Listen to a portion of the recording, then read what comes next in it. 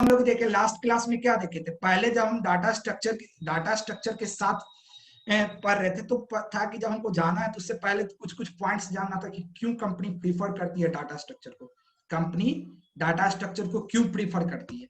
तो पहला पॉइंट हम लोग देखे थे इसमें कि पहला पॉइंट क्या था कि ये हमारा डाटा स्ट्रक्चर हमारे प्रॉब्लम सॉल्विंग एबिलिटी को डेमोन्स्ट्रेट करता है।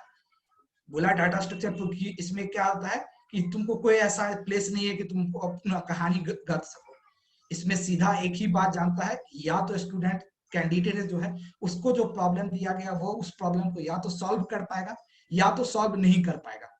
तो सीधे ये तुम्हारे डायरेक्ट तुम्हारे प्रॉब्लम सॉल्विंग एबिलिटी को रिफ्लेक्ट करता है। और तुमको पता होगा कि कोई भी कंपनी किसी भी एम्प्लॉय को लेती है तो वो प्रॉब्लम सॉल्विंग के लिए लेती है।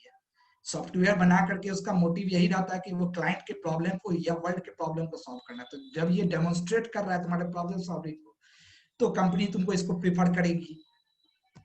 अब दूसरा उसके बाद दूसरा पॉइंट हमारा था कि question based on data structure can be scaled up and down according to knowledge. अब की जो डाटा स्ट्रक्चर या एल्गोरिथम पे बेस्ड क्वेश्चन रहते हैं वो हमारे क्या आते हैं, ये हम कैंडिडेट के नॉलेज लेवल के हिसाब से स्केल अप या स्केल डाउन कर सकते हैं। इसका मतलब कि एक ही टाइप के क्वेश्चन से अलग अलग मल्टीपल लेवल ऑफ कैंडिडेट को जांचा जा सकता है।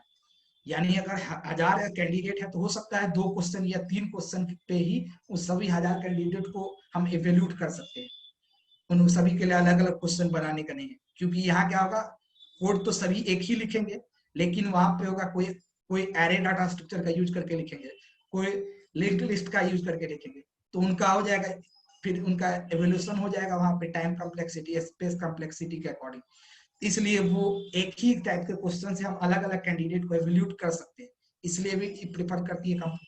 तीसरा होता है कि डाटा स्ट्रक्चर हमारे एनालिटिकल स्किल को टेस्ट करता है।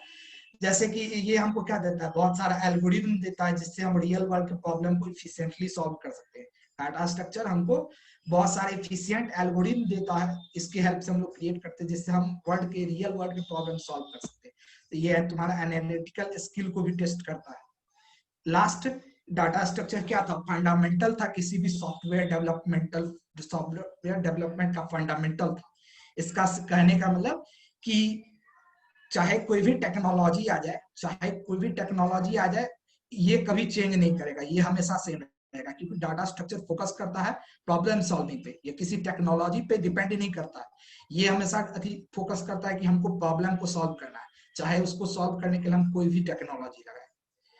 इसका डाटा स्ट्रक्चर का मेन मोटिव है कि हमको किसी भी टेक्नोलॉजी का यूज करके बस प्रॉब्लम को सॉल्व करना है।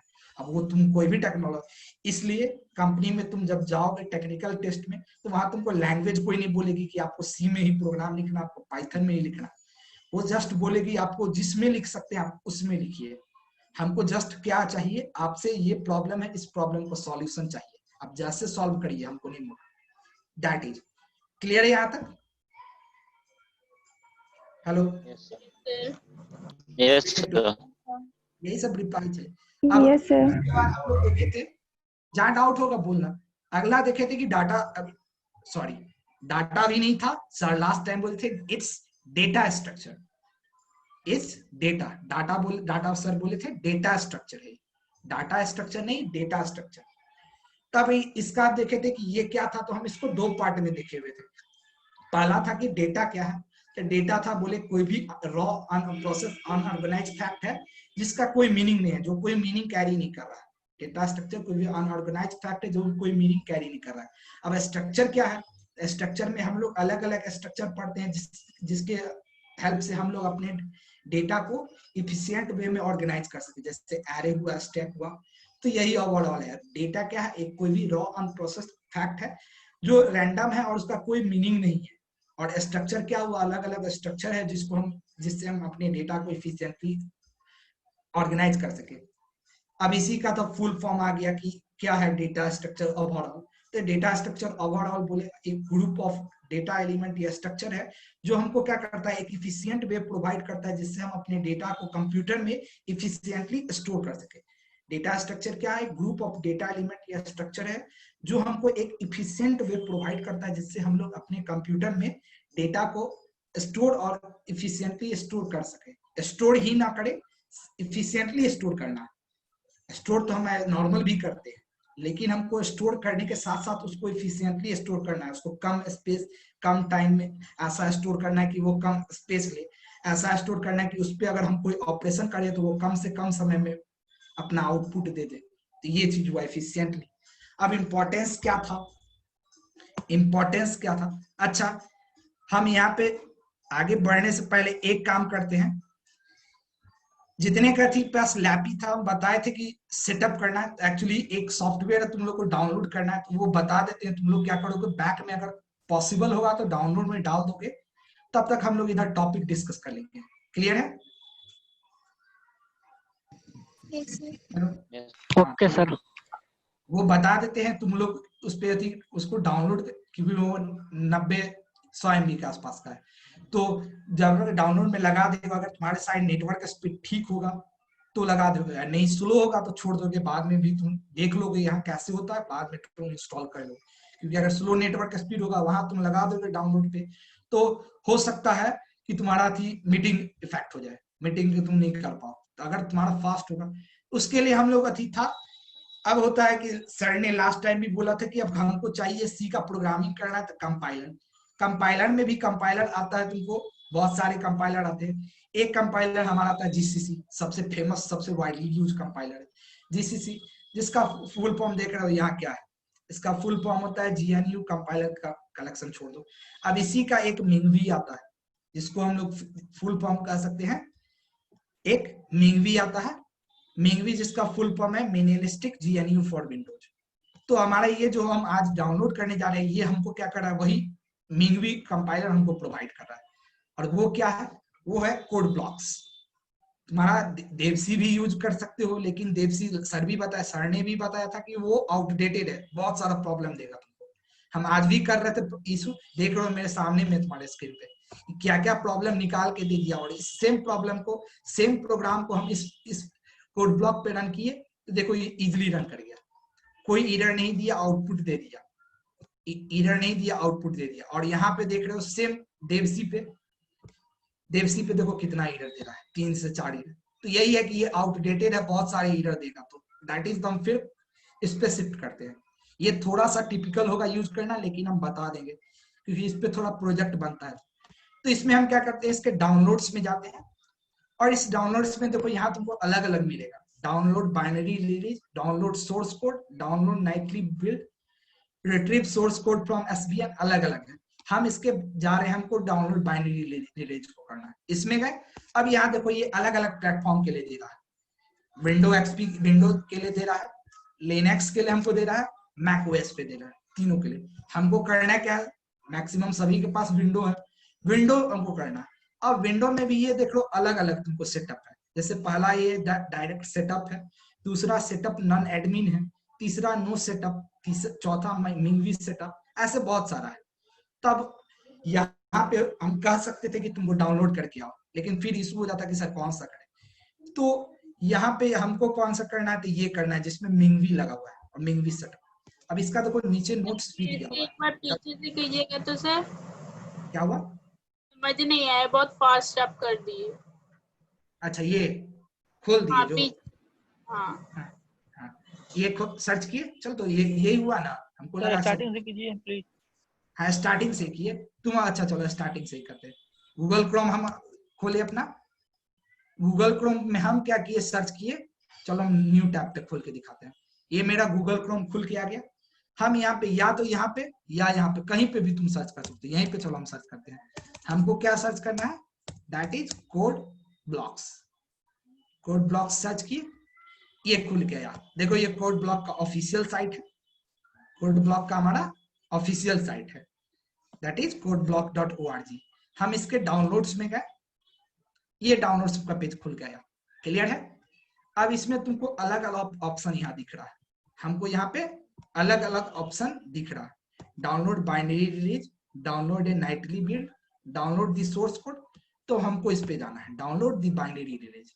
अब यहाँ पे जब ये खोले तो हमारा यहाँ देख लो अलग अलग सिस्टम है, एक्स विंडो के लिए है, लिनक्स के लिए है, और मैक ओएस के लिए। तो हमारे सभी के पास विंडो है, तो विंडो में भी हम जब देख रहे हैं तो बहुत सारा हम ऑप्शन देख रहे हैं, तो अब कंफ्यूज हो जाएंगे कि हम कौन सा यूज करें। तो हमको करना वो है जिसमें ये लगा हो, मिंगवी लगा हो, क्योंकि अगर ये सब हम डाउनलोड कर लेंगे तो ये क्या करेगा, हमको कंपाइलर तो दे देगा लेकिन उसमें ये कंपाइलर नहीं रहेगा, कोड ब्लॉक तो दे देगा उसमें कंपाइलर नहीं रहेगा, तुम कंपाइल नहीं कर पाओगे। और मिंगवी अभी हम देखे थे, मिंगवी हमारा क्या है, कंपाइलर है जो हमको क्या करता है, एक जीसीसी देता है। जीसीसी हमको विंडो के लिए मिंगवी देता है, जिसका फुल फॉर्म था मिनिमलिस्टिक जीसीसी फॉर विंडो। यहाँ नोट्स भी तुम देख सकते हो कि the code block 23 setup include all code block with plug in, the code block 23 more admin, अगर कोई थोड़ा होगा तो ये पढ़ के भी कर सकता है। The code block 23 setup no admin is provided for convenience to users that do not use administrative rights. उसके बाद तीसरा यहाँ पे the code block mingvi setup.exe include additionally the GCC G++ G410 compiler।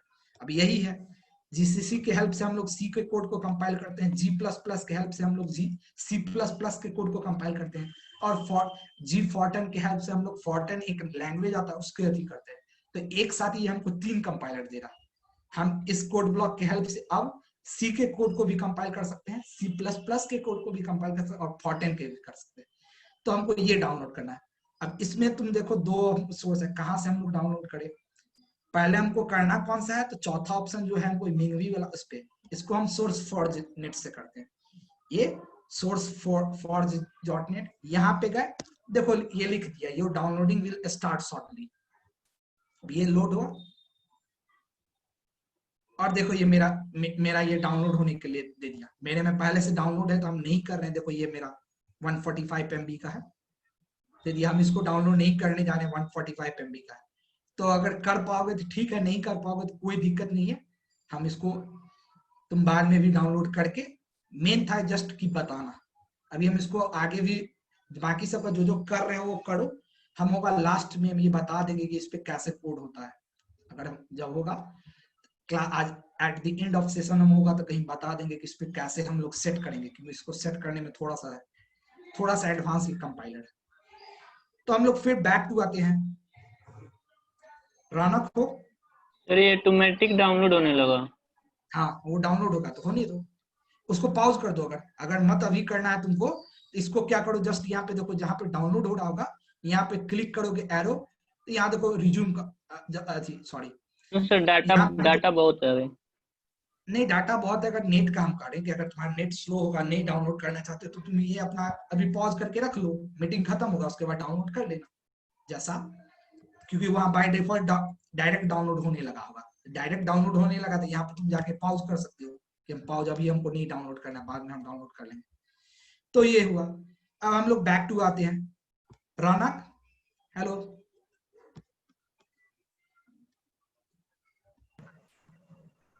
चलो जैसा अब था कि हम लोग देख रहे थे डाटा, ये देख चुके थे कि इंपॉर्टेंस क्या था। पहला था कि main part of many computer science algorithm, कि बहुत सारे कंप्यूटर साइंस एल्गोरिथम का ये पार्ट है। अगला था कि play vital role in enhancing the performance of a software और ए प्रोग्राम, कि ये क्या करता है, हमको वाइटल रोल प्रोवाइड करता है सॉफ्टवेयर या किसी भी प्रोग्राम का परफॉर्मेंस को एनहांस करने के लिए। क्योंकि ये क्या करता है, इसके हेल्प से हम लोग अपने स्पेस को, लास्ट क्लास भी बोले थे कि अगर तुमको पॉइंटर का नॉलेज है या डाटा स्ट्रक्चर का नॉलेज है तो तुम अपने कंप्यूटर को ये कर सकते हो, कंप्यूटर के मेमोरी को इजीली ये कर सकते हो तुम अपने। हाँ तुम्हारे लिए मैसेज ये था रौनक, अच्छा आवाज नहीं जा रही, तुम्हारा जो डाउट था तो उस डाउट को हम यहाँ डिस्कस कर चुके हैं। वीडियो का जहां तक बात है तो वीडियो तुम्हारा शेयर हो जाएगा, वीडियो तुम्हारा शेयर हो जाएगा। और जहां तक इसकी बात है कि तुम पीपीटी जो मांगे थे, तो पीपीटी के लिए बोले थे कि जब हम पूरा स्लाइड को प्ले कर देंगे, जैसे ये पूरा स्लाइड हम प्ले कर दिए, एक मिनट, तो widely used in almost every aspect of computer science, that is operating system, compiler design, artificial intelligence, graphics and many more। यानी कंप्यूटर साइंस के ऑलमोस्ट हर एक फील्ड में इसका यूज है। जैसे ऑपरेटिंग सिस्टम में भी के कोड में भी इसका यूज है, इसके हेल्प से हम लोग अच्छा इफिशिएंट, कंपाइलर डिजाइन में भी, आर्टिफिशियल इंटेलिजेंस, ग्राफिक्स में, सब में है। और एक और डाटा स्ट्रक्चर की हेल्प से या डेटा स्ट्रक्चर की हेल्प से ही हम लोग इफिशिएंट कोड लिख सकते हैं। जिसको जितना अच्छा नॉलेज होगा इसका, वो उतना अच्छा कोड लिख सकता है, उतना इफिशिएंट कोड लिख सकता है, उसका कोड उतना ज्यादा इसलिए कंपनी प्रीफर करती है, गूगल सब प्रीफर करती है, क्योंकि लास्ट क्लास में भी हमने दिखाया था कि वहां जो प्रोजेक्ट होता है तो प्रोजेक्ट पे मात्र 20 से 30% उनका कोडिंग्स पार्ट जाता है, बाकी पार्ट वो सिर्फ इस पे फोकस करते हैं कि कैसे डेटा स्ट्रक्चर के उनके पास नॉलेज है, उससे कैसे बेटर से बेटर इफिशिएंट एल्गोरिथम डिजाइन कर सके। और जब उनका एल्गोरिथम डिजाइन हो जाता है तो जस्ट उसको कोडिंग करना है, एल्गोरिथम डिजाइन हो गया तो उसको क्या करना है, किसी भी लैंग्वेज में कोडिंग करना है, तब वो लोग चुनते हैं अच्छा कौन सा लैंग्वेज में करें। तो उनका एल्गोरिथम तैयार है और पता है कि एल्गोरिथम हम किसी भी लैंग्वेज इंडिपेंडेंट होता है, वो किसी लैंग्वेज पे हम जनरल लिखते हैं, तब वो लोग सेलेक्ट करते हैं कि कौन सा लैंग्वेज, जावा में इसको लिखना है कि किस में लिखना है। तो वो फिर देखते हैं कि जो क्लाइंट है वो इसको कहाँ रन करेगा, वो कहाँ रन करेगा, कैसे रन करेगा, उसके बेसिस पे वो लिखते हैं। तो ये ओवरऑल था। अब हमारा रिप्रेजेंटेशन हम लोग देखे थे कि जैसे मान लो एक 60 स्टूडेंट की हम डाटा एक एग्जांपल देखे थे कि मान लो 60 स्टूडेंट्स है हमारे, 60 स्टूडेंट को अब हम है हमारे कॉलेज में, मान लो हम इसमें से क्या किए, हम कोई 5 या 6 स्टूडेंट को उठाए और बोले कि तुमको क्या करना, एक ऐसा थी एल्गोरिथम लिखना है जिससे हम इस 60 स्टूडेंट के डेटा को हम लोग इफिशिएंटली मैनेज कर सके। उसमें हम रोल नंबर डाल करके किसी का भी हम पूरा डिटेल्स निकाल सके, कुछ भी ऐसी डाल करके हम किसी का भी ये कर सके, तो ओवरऑल ये कर सके हम। एक मिनट रुकना, हेलो बोलो। लिंक अच्छा ठीक है, भेज देंगे। तो ये था ओवरऑल हमारा कि अब उनको 5 या 6 स्टूडेंट को बोला गया कि तुम ऐसा सिस्टम लिखो, ऐसा जो क्या कर सके इफिशिएंटली इन 60 स्टूडेंट के डाटा को स्टोर कर सके। इफिशिएंटली कहने का मतलब कि हम वहां से इजीली रिट्राइव कर सके किन्हीं के भी। तो अब क्या किया, अलग अलग मेथड है, कोई अलग अलग स्ट्रक्चर है, हमको पता है। कोई इसको ऐसे लिखा, इसको एरे किए, कोई उसको एरे के रूप में लिखा, कोई एक दूसरा बोला नहीं एरे बहुत समय लेता है, वो इसको ऐसे लिखा, ये इस स्ट्रक्चर में, इस स्ट्रक्चर को हम लोग कहे लिंक लिस्ट। कोई तीसरा क्या किया, उसको ऐसे स्ट्रक्चर में लिखा, इस स्ट्रक्चर को हम लोग कहे ट्री। तो ये यही तो अलग अलग स्ट्रक्चर है, यही तो है अलग अलग डेटा स्ट्रक्चर की, हम अपने डेटा को अलग अलग स्ट्रक्चर में। और अब कैसे ये जानेंगे, तो इसी के लिए तो हम लोग पढ़ते हैं कि analysis, time complexity, space complexity, analysis पढ़ते हैं कि हम जो लिख रहे हैं एल्गोरिथम, उस एल्गोरिथम का क्या है, उसको कितना समय लेगा। तो ये था। उसके बाद हमारा क्या था, उसके बाद रिप्रेजेंटेशन हम लोग देखे थे कि डेटा स्ट्रक्चर का क्लासिफिकेशन था। तो इसमें दो पहले देखे थे कि प्रिमिटिव और नॉन प्रिमिटिव। प्रिमिटिव सभी हम बताए हुए थे। प्रिमिटिव हमारा कौन था, प्रिमिटिव डेटा स्ट्रक्चर का हो या डेटा टाइप का हो, जो हमारा इन फ्लोट कैर पढ़े थे, एरे से पहले जितना भी चीज हम लोग पढ़े थे वो सारा प्रिमिटिव डेटा स्ट्रक्चर था या डेटा टाइप था। अब वो लोग हम लोग देखे थे कि उसमें हम सिर्फ एक सिंगल डेटा स्टोर कर सकते थे, एक सिंगल वैल्यू स्टोर कर सकते थे। उसके बाद वो उतना एफिशिएंट नहीं था, तो फिर इफिशियंसी के लिए हमको आया नॉन प्रिमिटिव। नॉन प्रिमिटिव भी फिर दो पार्ट में बटा, लीनियर नॉन लीनियर। लीनियर को अगर हम देखें तो लीनियर भी दो पार्ट में फिर बटा, static dynamic. Static data structure कौन हो गया था, एरे। क्यों स्टैटिक है, तो हमको उसका पहले साइज बताना पड़ता है, हमको साइज बताने पड़ता है रन करने से पहले, तो स्टैटिक है। डायनेमिक में हम लोग 3 देखते हैं, लिंक लिस्ट हो जाता है, स्टैक होता है और क्यू होता है। क्योंकि इस सब में हमको नहीं बताना पड़ता है, इस सब में हमको रन टाइम मेमोरी एलोकेशन कहते हैं, जिसको हम लोग डायनेमिक मेमोरी एलोकेशन कहते हैं। डायनेमिक मेमोरी एलोकेशन डीएमए, वो आगे पढ़ेंगे। उसके हेल्प से हम लोग क्या करते हैं, रन टाइम में अपना मेमोरी एलोकेट करते हैं। नॉन लीनियर में दो आया, ट्री और ग्राफ। नॉन लीनियर इसलिए था कि ये लोग एक लाइन में स्टोर नहीं होता था, ये हायरार्किकल स्टोर होता है ट्री के टाइप का, इसलिए, या ग्राफ भी जो भी। अगला था हमारा, अब ऑपरेशंस क्या था, बोले थे कि किसी भी डेटा स्ट्रक्चर, तो किसी भी डेटा स्ट्रक्चर पे ये 5 ऑपरेशंस होते हैं, insertion, deletion, updation, searching, sorting, 5 होते हैं। इंसर्शन की अगर बात करें तो इंसर्शन में फिर 3 होता है, insertion at the beginning, insertion at end, और last insertion at any specific location, कि हम स्टार्ट में इंसर्ट करें, एंड में इंसर्ट करें, और किसी बीच में किसी भी पोजीशन को इंसर्ट करें, या इंसर्ट का अपडेट। डिलीशन में भी सेम काम है, डिलीशन में भी सेम काम है, ऐसे ही ये हुआ। अपडेशन का अगर हम बात करें, एक मिनट रुकना, ओके। अपडेशन का बात करें तो अपडेशन एक ही होता है, क्योंकि हम अपडेट करते हैं तो उसका कोई नहीं है, अपडेट हम कहीं से भी कर सकते हैं अपडेट। तो सर्चिंग की अगर बात करते हैं तो हम लोग दो देखे हुए हैं, ये देखे होंगे, हम लोग फिर देखेंगे। लीनियर सर्च का कोई एल्गोरिथम नहीं है, क्योंकि लीनियर सर्च में जस्ट हम पूरे एरे को एक लाइन से सर्च करते हैं। बाइनरी सर्च एक होता है जिसमें हम लोग क्या करते हैं, ये सब एरे पे होता है, हम लोग अपने एरे को इक्वल पार्ट में डिवाइड करते हैं, इक्वल इक्वल हाफ में डिवाइड करके करते हैं। लास्ट टाइम हम लोग ये एग्जांपल भी देखे थे कैसे अगर एक 20,000 पेज का था एग्जांपल जो देखे थे कि हम लोग को एक 20,000 पेज का पीडीएफ है, उसमें से किसी रोल नंबर को ढूंढना है, तो अब डायरेक्टली अगर लीनियर सर्च हम उस पर करेंगे तो हमको बहुत समय लगेगा। 20,000 मान लो हमारा रोल नंबर होगा 15,000 लाइन पे पेज पे जाके 15,000 पेज पे, हम फर्स्ट पेज से स्टार्ट किए जाकर 15,000 पेज जाने में समझ रहे हो कितना समय लगेगा, तो बहुत समय लगेगा।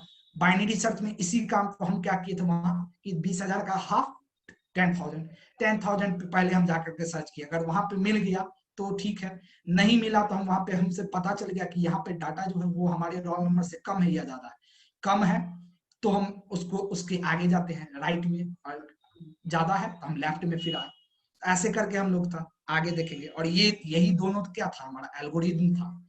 सॉर्टिंग में भी ऐसे बोले थे, सॉर्टिंग का भी अलग अलग था, जैसे 3 सॉर्टिंग तो तुम लोग नाम सुने होंगे, इंसर्शन था, सिलेक्शन था, बबल सॉर्ट था, और आता है मर्ज सॉर्ट हो जाता है, क्यूक सॉर्ट हो गया, बकेट सॉर्ट हो गया, और बहुत सारा सॉर्ट है। उसमें भी फिर एक एग्जाम बता दिए थे कि देखो हमारा मीटिंग खत्म हो गया तो जो न्यू हो उनको बता दे कि हम फिर से कंटिन्यू होते हैं, तो ये लिंक जो है तुम्हारा जिस लिंक से अभी ज्वाइन किए थे वही लिंक है, फिर से ज्वाइन होगा।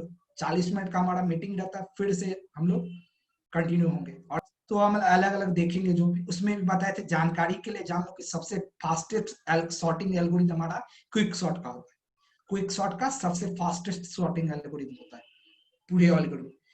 प्री रिक्वेस्ट साइट की बात किए थे तो यही हम बोले थे कि प्री रिक्वेस्ट साइट कौन कौन सी थी, तो पहला हम लोग को पॉइंटर का जानकारी लेना है जो आज हम लोगों का लेंगे। अगला हम लोग को डायनेमिक मेमोरी एलोकेशन का जानकारी, ये वो जानकारी जिसके बिना हम डाटा स्ट्रक्चर नहीं पढ़ सकते, अगर कोई पढ़ने जाएगा तो पढ़ तो लेगा लेकिन उसको बहुत हैक्टिक लगेगा, और अगर ये सब का तुमको नॉलेज हो गया अच्छा तो फिर डाटा स्ट्रक्चर कुछ नहीं है तुम्हारे, तुमको लगेगा कि अरे ये तो